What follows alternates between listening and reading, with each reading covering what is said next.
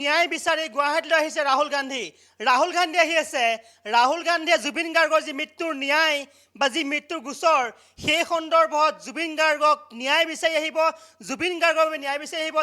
যি মুহূৰ্তত সমগ্ৰ অসমবাসী দহি আছে, যি মুহূৰ্তত সমগ্ৰ অসমবাসীৰ বুকু দহিছে, যি সময়ত সমগ্ৰ অসমবাসী কান্দি আছে, সেই মুহূৰ্তত অসমবাসীৰ যি ন্যায় যাত্ৰা, এই ন্যায় যাত্ৰাৰ অংশীদাৰ হ'বলৈ ৰাহুল গান্ধী গুৱাহাটীলৈ আহিব।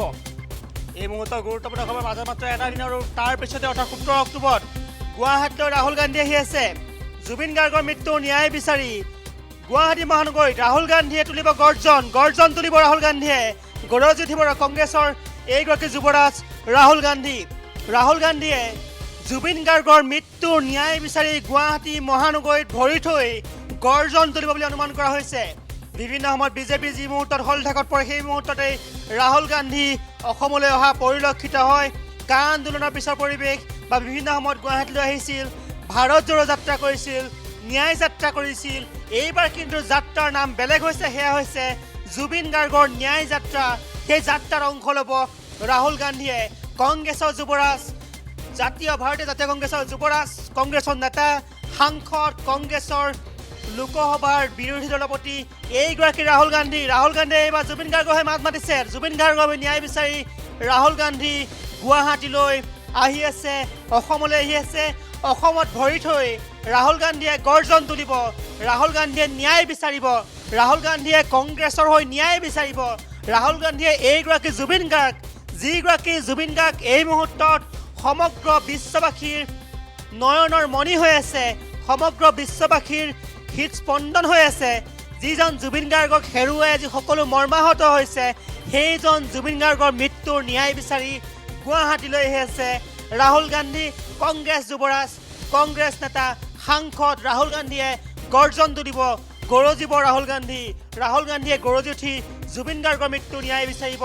লগে লগে তেওঁ হয়তো ক'ব যে বিজেপি চৰকাৰে ন্যায় দিব নোৱাৰিলে কংগ্ৰেছে ন্যায় দিব বুলি তেওঁ হয়তো ক'বলৈ চেষ্টা কৰিব। কিন্তু ৰাহুল গান্ধী ভ্ৰমণক লৈ এই মুহূৰ্তত প্ৰতিক্ৰিয়া নোহোৱা নহয়। প্ৰতিক্ৰিয়া হৈছে ৰাহুল গান্ধীয়ে ন্যায় বিচাৰি আহিবনে পলিটিক্স কৰিবলৈ আহিব। জুবিন গাৰ্গে কৈছিল যে পলিটিক্স নকৰিব বন্ধু, গতিকে এইগৰাকী বন্ধুৱে পলিটিক্স কৰিবলৈ আহিবনে জুবিন গাৰ্গৰ ন্যায় বিচাৰি আহিব, তাক লৈ এই মুহূৰ্তত প্ৰশ্ন হৈছে। কিন্তু সেয়া যিয়েই নহওক কিয়, পুনৰ কৈছোঁ, এয়া হৈছে ৰাহুল গান্ধী আৰু এয়া হৈছে জুবিন গাৰ্গ। এয়া হৈছে জুবিন গাৰ্গ।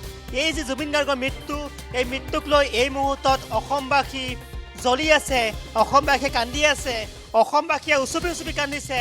বিভিন্ন সময়ত অসমবাসীয়ে কন্দা পৰিলক্ষিত হৈছে। খাব পৰা নাই, শুব পৰা নাই, কাম কৰিব পৰা নাই। তাৰ মাজতে ন্যায় বিচাৰি সকলোৱে চিঞৰি কান্দিছে। সকলোৱে ন্যায় বিচাৰি আৰক্ষীকো আক্ৰমণ কৰিছে, আৰক্ষীক আক্ৰমণ কৰা পৰিলক্ষিত হৈছে। হিংসাত্মক ঘটনাও হৈছে। কিন্তু তাৰ মাজতে এইবাৰ গুৱাহাটী মহানগৰীলৈ আহি আছে ৰাহুল গান্ধী। ৰাহুল গান্ধীয়ে জুবিন গাৰ্গৰ মৃত্যুৰ ন্যায় বিচাৰি আহি আছে আৰু তেওঁৰ মৃত্যুৰ ন্যায় বিচাৰিব। ৰাহুল গান্ধী আগমনক লৈ এই মুহূৰ্তত কিছু প্ৰতিক্ৰিয়া হৈছে, কিয়নো জুবিন গাৰ্গৰ মৃত্যুক লৈ সকলোৱে ন্যায় বিচাৰিছে। জুবিন গাৰ্গৰ মৃত্যু কিয় হ'ল, কেনেকৈ হ'ল, কোনে মাৰিলে, কোনে হত্যা কৰিলে, কাৰ ভুলৰ বাবে জুবিন গাৰ্গ হেৰাই গ'ল, এইসমূহ প্ৰশ্ন এই মুহূৰ্তত হৈছে। একাংশ লোকক আৰক্ষীয়ে গ্ৰেপ্তাৰ কৰিছে যদি কিন্তু আন একাংশ লোক, যিসকলক ৰাইজে, যিসকলক জুবিন অনুৰাগীয়ে, যিসকলক প্ৰকৃতাৰ্থত অন্তৰেৰে যিসকল অসমীয়া, সেইসকল অসমীয়াই একাংশ লোকক অভিযুক্ত বুলি কৈছে বা অভিযোগ উত্থাপন কৰিছে। কিন্তু সেইসকল লোকক আৰক্ষীয়ে আটক বা গ্ৰেপ্তাৰ নকৰা বুলিও অভিযোগ উত্থাপিত হৈছে। তাৰ বিপৰীতে শ্যাম কানু মহন্ত, সিদ্ধাৰ্থ শৰ্মা, সন্দীপন গাৰ্গ বা নন্দেশ্বৰৰ বৰাৰ লগতে আন যিগৰাকী PSO, এই 5জনক ইতিমধ্যে কাৰাগাৰলৈ প্ৰেৰণ কৰা হৈছে। তেওঁলোকক বাক্সা জিলা কাৰাগাৰলৈ প্ৰেৰণ কৰা হৈছে। আৰু আজি যি কাৰাগাৰলৈ যোৱাৰ সময়ত যি পৰিৱেশ হৈছে আমি সকলোৱে জানো। এয়া দৃশ্য ভালদৰে মন কৰক। এয়া হৈছে জুবিন অনুৰাগী। এইজন জুবিন অনুৰাগী তেওঁৰ গাত গুলি লাগিছে।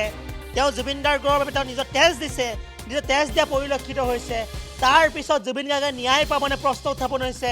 সেই প্ৰশ্নৰ মাজতে আন এটা প্ৰশ্ন উত্থাপন কৰিছে ৰাহুল গান্ধীয়ে। তেওঁ কৈছে 17 অক্টোবৰত, অৰ্থাৎ আজি যদি বুধবাৰ, তেন্তে শুকুৰবাৰে ৰাহুল গান্ধী আহি আছে।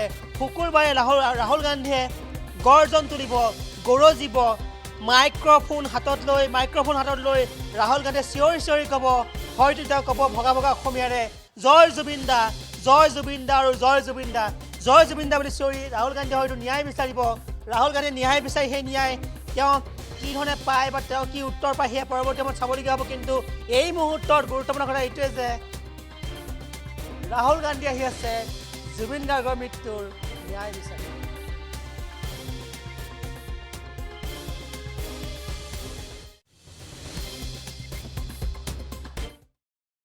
যিকোনো খবৰৰ বাবে যোগাযোগ কৰক 7099017330 লগতে 7099017110 নম্বৰত যিকোনো